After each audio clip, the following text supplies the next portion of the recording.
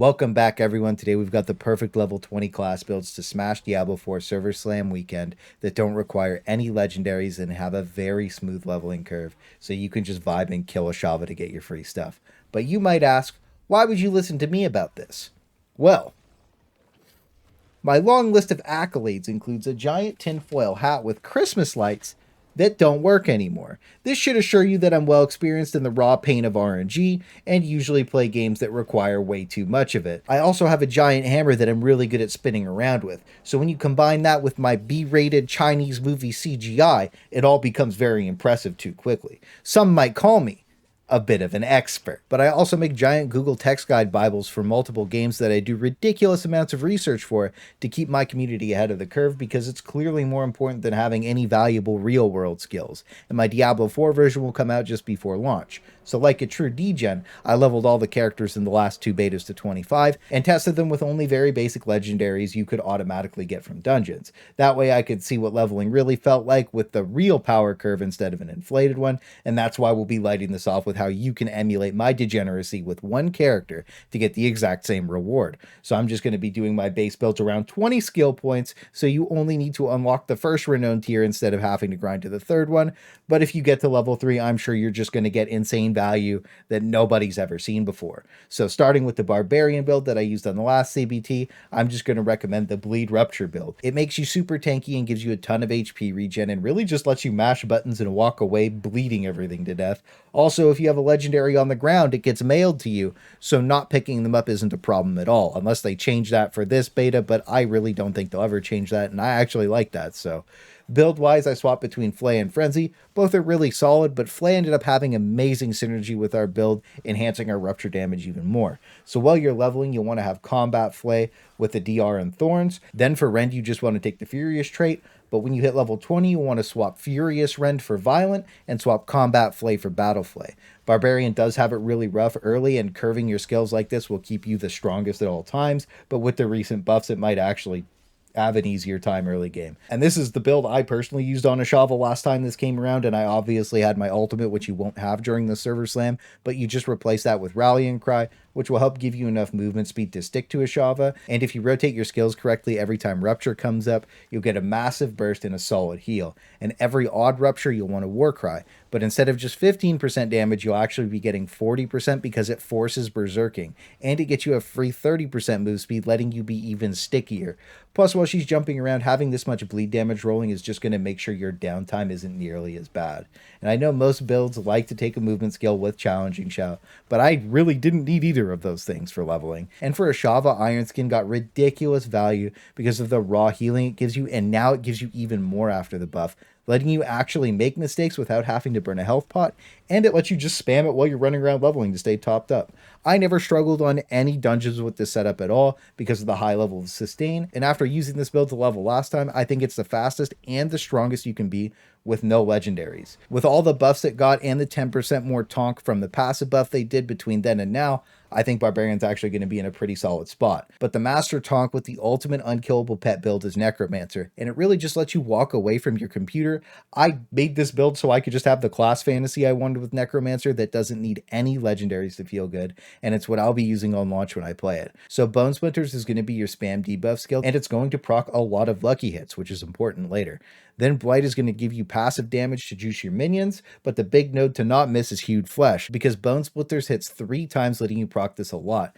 Lucky hits actually proc more on multi-hit skills, and this is always going to let you have a ton of corpses at your disposal. Then you either take Blood Mist or Corpse Explosion. I recommend Explosion while leveling and Blood Mist for a Shava because of your limited movement. And you'll really want to take Skeleton Master here, that way you have the bony boys pulling up in full force. Then Horrid Decrepify lets your minions kill everything even faster while you're leveling, but you'll want to swap to have Horrid Decrepify for a Shava for a very fun unkillable experience because it'll be resetting your Blood Mist faster than Diablo Immortal died. And finally, you'll want mage damage and HP, so you can really make the most out of your minions. As for the Book of the Dead, you'll want to take the extra Skirmisher for the Skeleton Warriors, and for the mages, you want to take the extra Shadow Bolt every 6th attack, that way you just get the most damage possible out of them. And for the Bone Golem, you're just going to want to have HP and Thorns. This lets the final version of this build have your minions do all the work while you get to spam Blight and Bone Shards to summon a ton of corpses and just keep spamming your minions as they keep dying, because the Shava will probably be farming them.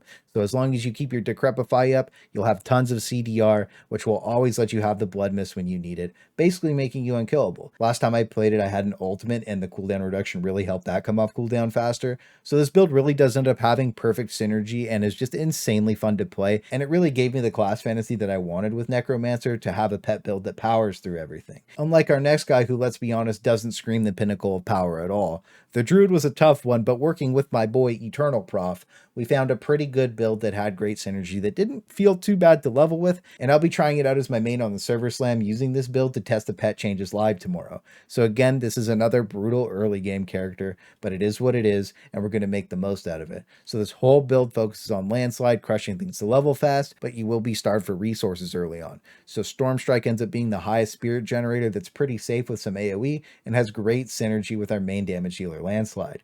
Then Debilitating Roar is going to give you some extra sustain and stop you from dying, and wolves are not only going to be bonus damage, but tanks that you can hide behind because you're so squishy. Then once you get Trample, you'll have an extra spirit generator, and I will say, if you do get Renown 3 on the Druid, it is going to help you get your 6th skill and be really powerful, but you can drop the 4% heal from the Roar or the 20 Spirit from Trample and roll it into Vines, Ravens, or Earthen Bulwark. All 3 of these are going to work fine, but they did buff the Ravens by a really substantial amount, so it might actually be worth taking them. We'll just have to wait and see how it feels in game. But basically, your whole goal is to spam as many landslides as possible with Terra Motes up, so you get guaranteed crits, and that's going to enrage your doggos for a bunch of extra bonus damage, giving you whatever synergy a Druid could hope to have, and then Trample gives you lots of extra movement to help you stick to a Shava. Overall, this was the least painful Druid build for me last beta, and that was pre-buff to the pets, so I think this will probably end up feeling pretty good. But the next class, Sorceress, is probably still the strongest for leveling, so we'll pretty much just be doing the standard crit Lightning Hydra.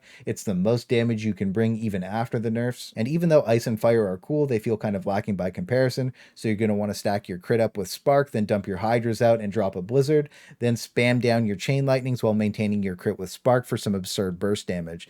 And the closer you stand to whatever you're attacking, the faster you delete it. And I know some people aren't going to like the Blizzard pickup, but without an ultimate, it's really all you can get for now. And if you take it as your enchantment, you get just some free passive damage and mana reduction. But if you do want to drop it all together for more ranks and Fire Hydras, that's probably fine too, and then you would just take your enchantment as Chain Lightning. It's so strong that it doesn't just clear your entire screen, but everything off screen too, and it easily makes you the fastest leveler out of all the classes and needs 0 legendaries to be an absolute monster early game. And on top of that, you're just insanely fast with Fire Shield movement speed, letting you zoom around. So between that and Teleport, you can basically dodge anything that was going to hit you for free, letting you not just have big damage, but amazing movement too. And our final class, the Rogue, basically has both of those things with any build you're going to take with it.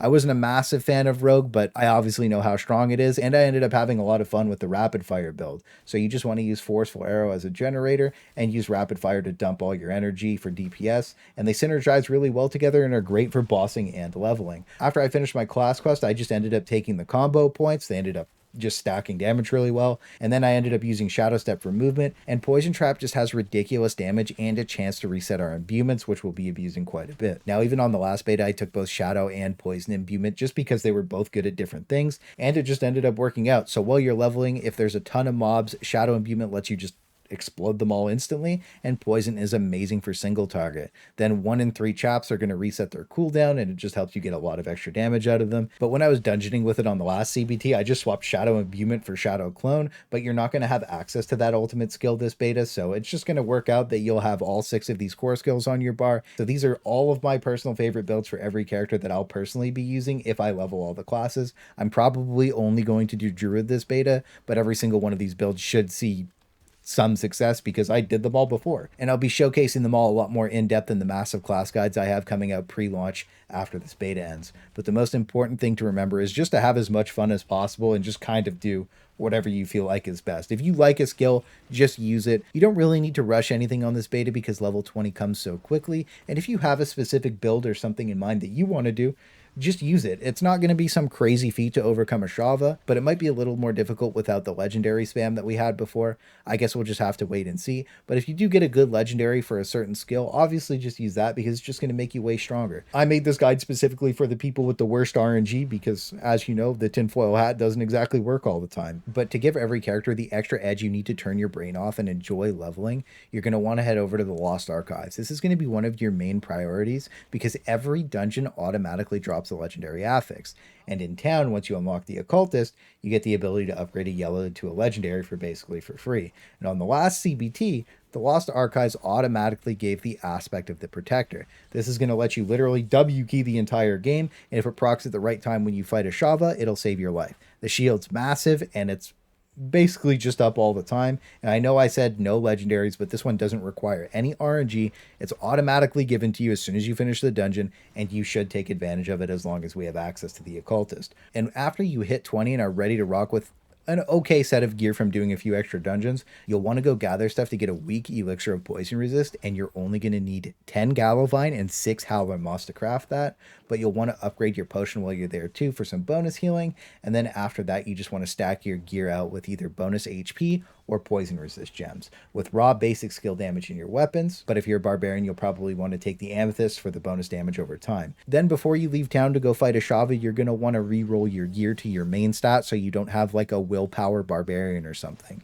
After that, you're going to be all set to absolutely obliterate a Shava and crush the server slam. So I really do hope this video helps you out this weekend, and if you want to keep up to date with what I'm doing, make sure you join my Discord and follow me on Twitter. They're both linked in the description, and I have a ton of Diablo 4, Starship Troopers Extermination, and Chat vs. AI stream events coming up really soon that I'll be announcing over on those things. So that's going to be all for now, and I hope you all have a great weekend on the server slam.